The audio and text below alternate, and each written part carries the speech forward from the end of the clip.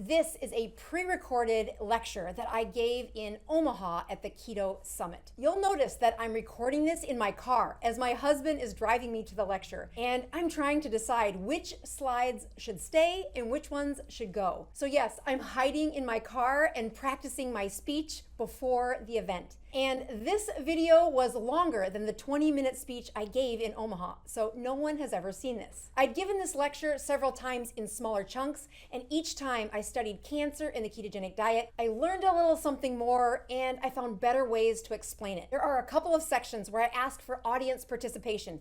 Please participate. Push pause and give it your best guess. This helps you learn, but it also helps me know how well the audience on YouTube understands a very advanced lecture like this. And of course, every comment that goes into a video improves the video. So everybody wins. Enjoy the lecture. This is the 3 options for the book that I wrote, Any Way You Can. The reason I bring this up is this lecture is advanced. If you have not read a ketogenic book or the basics of the ketogenic diet, you may not enjoy this. But if you have, this book is the book about my mom who had cancer, and I wrote her lessons on how to understand the ketogenic diet. It is a beginner's guide, and if you are new to the ketogenic diet, I would highly encourage you to look into that. It's in Spanish and Chinese, thanks to, in part, the kids that are living in my house. One is a foreign exchange student from China. The other one is my son, who translated it into Spanish with the help of his teacher. And it gets you the basics. Because if you look around the country today, this is not meant to have an American flag burning. It's meant to say that my American patients are burning with inflammation. And I'm an internal medicine physician. There is lots of chronic disease in my clinic, but across the country. And for those people who have complex long-term diseases, you can go to the doctor's office today and get a prescription, but to get the education needed to improve health, it takes much longer, and I believe it takes a community connection. So that's part of what the Dr. Boz Show is about, is teaching through community, really inspiring people to start their own support groups for how to improve their eating. We can do this as a community if we get some other leaders, and some, I like to call firstborn females, are, I can smell my own kind, and they are often the people who say, let's just do it. Start a community group and join people in. Use my videos as a way to teach folks that are new to this. The playlist on the channel that's called All Things Keto are little short videos that are ketogenic in nature and for the beginner. This, however, is an advanced lecture. So let's begin.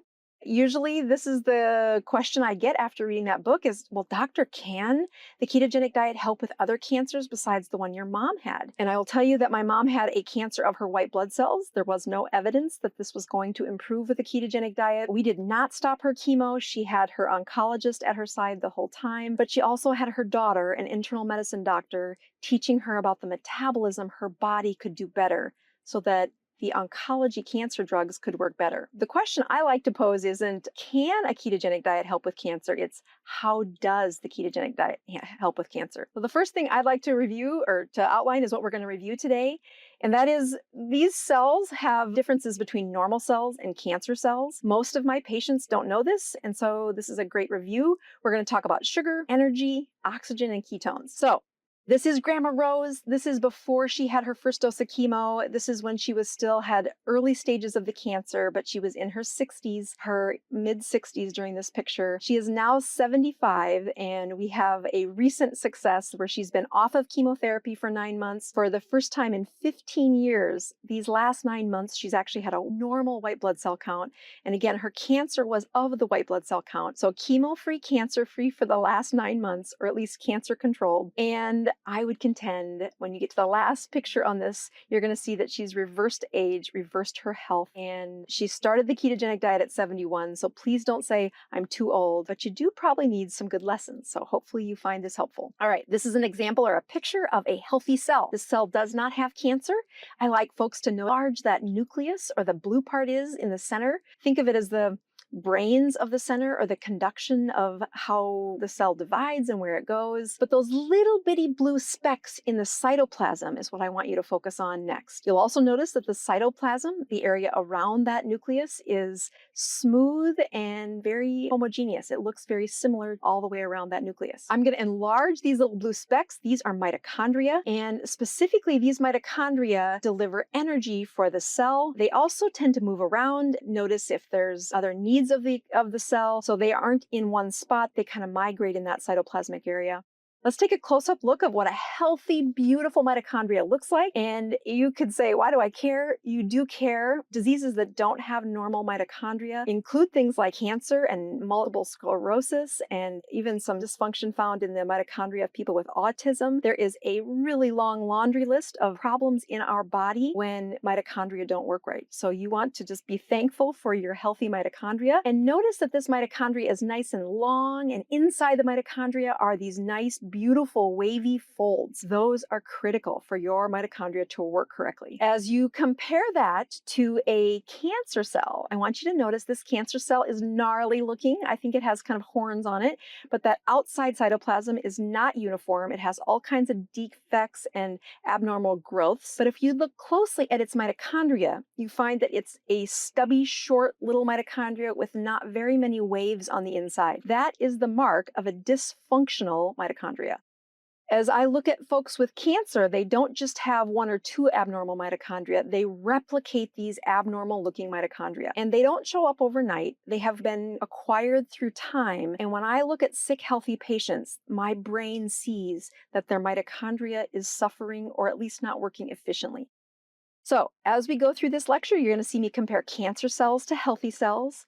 And the first thing we're going to talk about is sugar. You probably, if you've been watching my channel, know that cancer cells do love sugar, but our healthy cells like sugar. Sugar is not all evil enemy. It is needed for, or it's at least liked by our cells. And when I talk about sugar, I'm really asking you to think of the glucose that floats around inside your circulation. So let's look closely at this beautiful cytoplasm. Again, this is the cytosol or cytoplasm of a healthy cell. And this is one of our nice, long, skinny, lots of folds on the inside mitochondria. So let's add some glucose to here and see what happens when we add glucose to a healthy mitochondria. In comes glucose and turns to pyruvate. And you do not have to remember this long term, but just hang with me. The pyruvate then has a very large arrow that delivers and changes that energy cell to acetyl-CoA. So it starts as glucose, becomes pyruvate, and then the next big step is acetyl-CoA. You don't have to remember all this. I just want you to hold on to that word acetyl-CoA because of what it means in the next few slides. Once acetyl-CoA is inside that mitochondria, this beautiful cellular process inside this Krebs cycle takes the fuel that's found in acetyl-CoA and it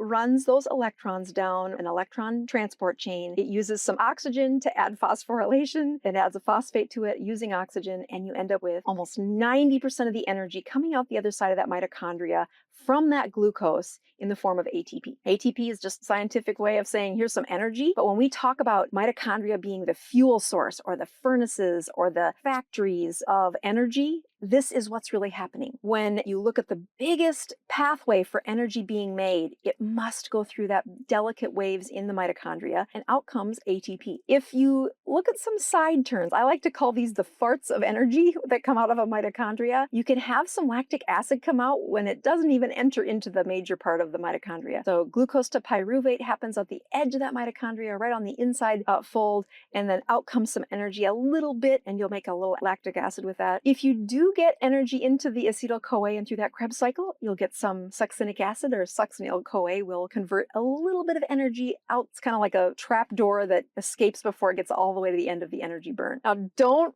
click the channel away. This gets much better. Hang in there. You're not going to have a quiz on that, but it really does allow you to compare when you say, oh, that one works this way. If I took glucose and I added it to a cancer cell, and in this case, we have that really short, stubby mitochondria with not very many folds, in goes glucose, and it does become pyruvate, but it is the major source of where a cancer cell produces energy. That arrow coming out the side is a very big arrow, and 20% of all the energy coming out of a cancer cell is from that little spot there. In our healthy cells, this is I like to call it the fart of, it's an electrical kind of nuance of energy. It's not the major source of energy, but in our cancer cells, they clearly depend on using that first little transition of taking glucose to pyruvate as a place that they make energy. In those tiny little dots, I like to think of the breadcrumbs that become acetyl-CoA inside the mitochondria. This then passes electrons into the Krebs cycle, and out from that tiny little breadcrumbs, the succinyl-CoA that comes out of a cancer cell mitochondria is 75% of the energy. Now, just back up a second. In our healthy cell, this was 10%, with each of those tiny little arrows coming out the side of our mitochondria, barely giving us 10% of the energy. The glucose isn't a different molecule for these mitochondria in the cancer cells, but instead it is a wasteful or very abnormal use of this fuel. And we're going to drive that home a little bit more. The other part where our healthy mitochondria put out 90% of the energy, in our cancer cell, a few of those electrons carry energy down to the electron transport chain. They do have a few of them that get phosphorylated, and about 5% of our energy from that little bitty fuel that made it all the way to the end of the mitochondria in a cancer cell is used. All right, hang in there. So here we have that when we look at how sugar is used in a cancer cell, it loves sugar and it really doesn't spin it through that mitochondria, as opposed to our healthy cells that do like sugar, like glucose, and when they use glucose, they get a very efficient production of energy. Cancer cells are known for being wasteful, while healthy cells are efficient. Let me explain what that means. So here's our beautiful healthy cell again. Again, that mitochondria is in the cytosol. It's a nice smooth cytosol, and the mitochondria is beautiful long with our wavy folds on the inside. That's a healthy mitochondria. Our glucose comes on in, goes into pyruvate. This really big arrow gives you a lot of acetyl-CoA. That energy gets really spun through that Krebs cycle and along the electron transport chain into the place where we have oxidative phosphorylation. And again, 90% of our energy comes out the other end. Only a tiny amount comes out these little bitty places where it isn't a very efficient use of energy. The most efficient use of energy is to run it through those mitochondria, push it all the way down the electron transport chain, and not waste a morsel of fuel as you produce energy for your body. Okay, so now let's show you again what happens with a cancer cell. So here's our little stubby mitochondria in our yucky looking cytoplasm. Our glucose comes into cancer cells. It takes it from glucose into pyruvate, and a huge amount of glucose is turned into lactic acid. You know, I like to point out to young physicians, young students in medicine, that one of the old tests for blood tests to look if somebody had cancer was to measure their lactic acid. And we can study that in their body, but in a late stage of cancer, we can actually measure that lactic acid would build up in their body. Their body had become more acidic than it should, and the source of it was this wasteful place that glucose just quickly turned into pyruvate, and a ton of energy was made out of that glucose into lactic acid. And it was energy for the cells. These cancer cells take a lot of energy, mainly because they waste so much of it. Lactic acid was an old school test for, does the patient have end-stage cancer? Here's those little breadcrumbs giving a few drops into the acetyl-CoA, spinning those energy units through the Krebs cycle, and again, out that side chain coming a lot of energy from succinic acid using succinyl-CoA as a conversion. So as I look at the tiny little electrons that run down the side, they do hop into the end of the electron transport chain. You do get them phosphorylated, and only a little burp of energy gets all the way through the efficient part of that mitochondria. Again, cancer cells, mitochondria, as well as many other health issues in medicine, they have broken energy use. So as I look at just a quick comparison, I want you to notice lactic acid was 20%, succinic acid was 75%, and the extra energy is only that little bit. When you compare that to our healthy cells, 90% of their glucose, of their energy comes out. So the same amount of glucose can go in, but as you process that flow of energy, it changes dramatically when you've got a healthy, functioning mitochondria versus the mitochondria found in cancer cells. And this plays a major role in how we teach patients what they can do using the ketogenic diet for cancer. Okay, so here is the question where I would like you to click on and answer this question before I tell you the answer. And that is, do you think cancer cells like oxygen or don't like oxygen? We know our healthy cells like oxygen, but do cancer cells, does it make their world better or does it make it worse? All right, giving you just a moment to answer. Okay, so that's giving you a little time to answer that question, and I will show you that, yes, cancer cells do not like oxygen, and of course our cells do. Let's get a little bit more into that explanation. So here's the setting of your glucose coming in. We're going to now add the thought that oxygen is abundant. So once again, your glucose becomes pyruvate. A nice big arrow gives you a bunch of acetyl-CoA. The Krebs cycle spins those electrons down and you end up at the major efficient delivery of energy through the electron transport chain. I want you to take a deep breath in through your nose, out through your mouth. You just pulled in oxygen and breathed out carbon dioxide and water. Your cells do that too, especially when they're using an efficient delivery of oxygen. You add oxygen to those cells, and in comes the oxygen, out comes carbon dioxide and water. We call this cellular respiration, and it is a sign of health and the efficient use of oxygen and energy in your mitochondria. Let's move to a place where oxygen is not as abundant. These cells are holding their breath. Actually, there just isn't enough oxygen for the energy demands around, and thankfully there's a backup plan. Their glucose comes into pyruvate, and without oxygen, they are able to make lactic acid. They call this substrative level phosphorylation, but it's often termed fermentation. You'll see some of those cells go into acetyl-CoA, spin through the Krebs cycle, and without oxygen, they do take that trap door and become succinic acid while producing a little bit of energy through the substrative phosphorylation, otherwise known as fermentation. So this is the backup plan your system has in the event that there's not enough oxygen around for the energy your system needs. Again, healthy cells can survive with no oxygen by using the trapdoors that were overly used in those cancer cells. All right, let's look at that cancer cell. Again, in the setting of no oxygen, what happens? Glucose comes in, pyruvate comes out, a nice big arrow for lactic acid becomes fermented. Yes, a few little crumbs turn into acetyl-CoA, the Krebs cycle spins out, and that trapdoor leaves you most of the energy coming out through succinic acid. The fermentation of glucose through a cancer cell in their broken mitochondria is most of their energy. That happens with oxygen and without oxygen. But here's a little foreshadowing that when you run acetyl-CoA through that Krebs cycle, there is a sneaky byproduct that is very dangerous for that person. All right, let's take a closer look at when oxygen is present.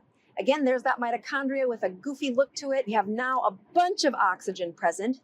Here's our glucose. Starting out as glucose to pyruvate, there's your lactic acid. Spin a few of those little breadcrumbs through acetyl-CoA in the Krebs cycle of that mitochondria. And now you have the addition of oxygen, and a few of them run through that electron transport chain for 5% of the energy. But in the presence of that oxygen, now you can see the cell trying to respirate is only a tiny amount, if at all, in some cancer cells. The punchline I want you to remember is glucose is a fermentable fuel. So is glutamine through succinate. These fermentable fuels are very important to keep cancer cells fueled and alive. And they are the strategies that we use to help patients have less delivery of energy for their cancer cells and better delivery for their own healthy cells. All right, let's do a quick review. Here we have cancer cells that love sugar and healthy cells that like them. We have the energy in cancer cells, which is very wasteful, whereas our healthy cells use the full length of their mitochondria for an efficient energy production. Cancer cells hate oxygen while healthy cells love them. Now let's move to ketones. So here again, we have our beautiful cytoplasm, our long, wavy mitochondria. We're going to watch to see what happens when a ketone enters our mitochondria of a healthy cell and we make energy from a ketone. Instead of starting with glucose, we're starting with BHB. You might have heard this as BHB is sold on the market today as a supplement. Much like we've learned to swallow glucose for energy, we can now swallow BHB or ketones for energy. The 3 products that I have on the market today that offer this as a supplement include the Keto BHB, which I affectionately call Ketones-In-A-Can. I then have ketones in a capsule, as well as ketones mixed with MCT, called Max Strength Keto Combo. As you watch, that BHB becomes acetoacetate. Acetyl-CoA is in strong supply. Acetyl-CoA is the place where our 2 fuels now share similar components as they make energy. Acetyl-CoA is the first place that our journey for glucose and our journey for ketones become one. Acetyl-CoA is worth remembering because of how unique that is as a fuel source and as a source of energy. Whether that fuel came from glucose or ketones, it's spun through the Krebs cycle, run down the electron transport chain, the oxygen comes in, it breathes out carbon dioxide and water, and once again, our mitochondria has an efficient energy source. All right, let's see what our cancer cell does with ketones. Okay, here's our ketones. There's our goofy looking mitochondria for our cancer cell. And we take BHB, turn it into acetyl-CoA. It spins through the Krebs cycle. Some of those electrons dance down that electron transport chain. Oxidative phosphorylation pushes out energy. Is this how a cancer cell makes energy? The answer is no. Your cancer cells do not have the ability to efficiently use acetyl-CoA to transport them into energy. At the very best, it can take acetyl-CoA and push a few points of energy out the side. But remember, glucose is a fermentable fuel. It is fermentation that your cancer cells are using to produce energy. Glutamine is a fermentable fuel, but ketones are not fermentable. They must go through the full electron transport chain, turning into energy at the oxidative phosphorylation phase. All right, last but not least, I gave you a little bit of foreshadowing for those electrons. We're going to talk about reactive oxygen species or free radicals. We know that a lot of those in our cells promote cancer. However, if you end up with many of them inside your healthy cells, they are very damaging. So let's take a look at, once again, no oxygen and our healthy cell. There's some glucose to pyruvate, a nice big arrow gives you some acetyl-CoA, you spin it through the Krebs cycle, but without oxygen, you have your lactic acid and succinic acid, and you are fermenting all the energy that cell can make. That is fermentation, no oxygen present. Trade that out for fermentation, which again happens in the absence of oxygen for our cancer cell. Glucose comes in, pyruvate is the substrate. That lactic acid is fermented. Acetyl-CoA pushes through a few through that Krebs cycle, but out the trapdoor it slips. And again, your fermentation occurred. But remember, the danger of all of that energy spinning out the side were these free radicals, these electrons that don't have a home. Free electrons are talked about when we, as physicians, share that free radicals happen when you get a sunburn. Free radicals happen when you smoke tobacco. Free radicals happen as you age with lots of inflammation. And if you want to see inflammation in spades, watch what happens inside a cancer cell when those electrons are produced in abundance through that Krebs cycle. Again, it is protective for that cancer cell. That inflammation is a good thing. The immune system can't get to it, neither can oxygen. Remember, your cancer cells don't like oxygen. You add oxygen to these cancer cells, and you get now something called a reactive oxygen species. Here's our fermented fuels, and now there's those electrons spinning out every time one of those acetyl-CoA shoves energy out the trapdoor to ferment succinic acid. You layer on those oxygen molecules with those electrons, and we get a literal explosion. When you add oxygen to those free radicals, you will find that only a flexible, metabolically mature cell can handle that. And that is definitely not a cancer cell. Adding oxygen to free radicals is one of the strategies used by adding hyperbaric oxygen to a very advanced phase of ketosis. When ketones are high and glucose is low, and the patient is doing well, we add hyperbaric oxygen to add this exact stress. And boy, does it destroy cancer cells. Reactive oxygen species are species that react to oxygen. These little species are known for promoting tumor progression. They can be the shape and influence of a mitochondria. They can be carcinogens, but these little species do not react well with oxygen around. But they are promoters of cancer. They make our treatments for cancer more resistant. Our therapies don't work as well on these reactive oxygen species. They cause inflammation. They inflame cells, which is good for cancer and not good for our healthy cells. They also weaken the immune response and make it difficult for our immune system to attack cancerous cells. So let's look carefully at how a ketogenic diet promotes the health of healthy cells while making it difficult for the sugar. Ketogenic diets lower glucose. They also promote the efficiency used in ketones, which our cancer cells cannot use. Cancer cells hate ketones, and the ketogenic diet decreases reactive oxygen species. These free radicals are known for aging our skin, decreasing our immune system, and there are lots of supplements out there that say, hey, we decrease free radicals. But nothing beats the state of ketosis for decreasing these free radicals. All right, have I lost you? I hope not. Because this is the part where we take all of that gibberish that I've gone through to say, but doc, what do I do? First of all, if you have cancer and you're trying to use the ketogenic diet, please invoke the help of your physician. This is very important and it's very delicate. The education around this is important, and I hope this video helps you, but it does not substitute for your own doctor. So what are the steps that I did with my mom? Number one, I gave her little bitty lessons that she could handle. That is what that book is about. That is what the playlist called All Things Keto is. It is a beginner's list for the ketogenic diet. Use it in your local support groups as the curriculum to help get all of you on the same page and not get distracted by the urban myths of what a ketogenic diet can and cannot do. The Dr. Boz ratio becomes really important. The Dr. Boz ratio uses glucose and divide by ketones. I've had several other videos where I go through this.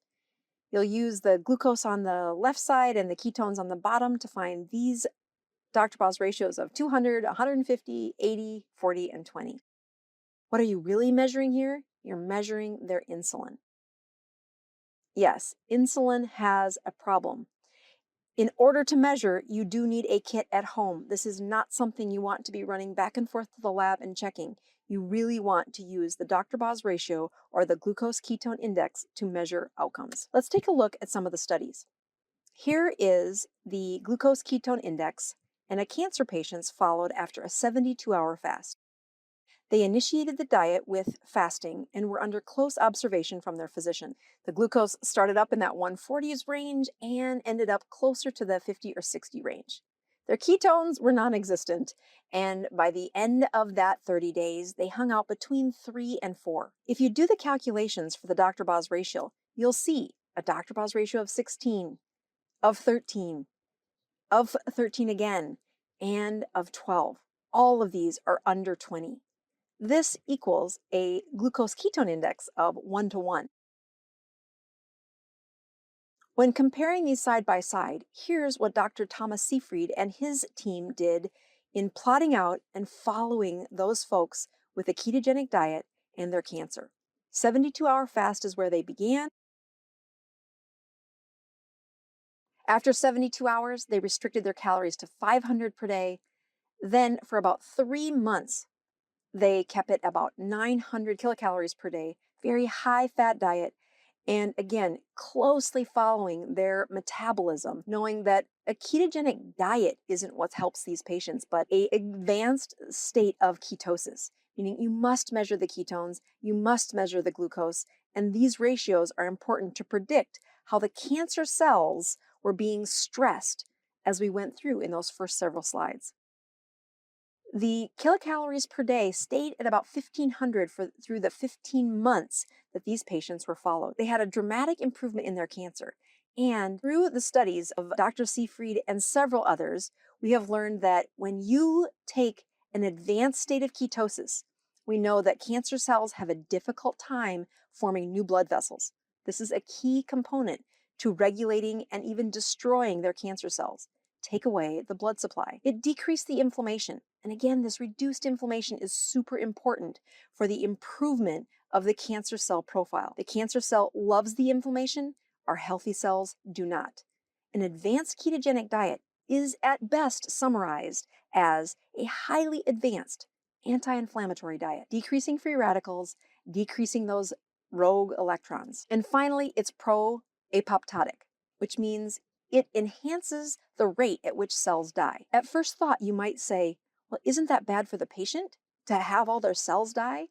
But this special signal from inside a cell says, hey, we are not surviving.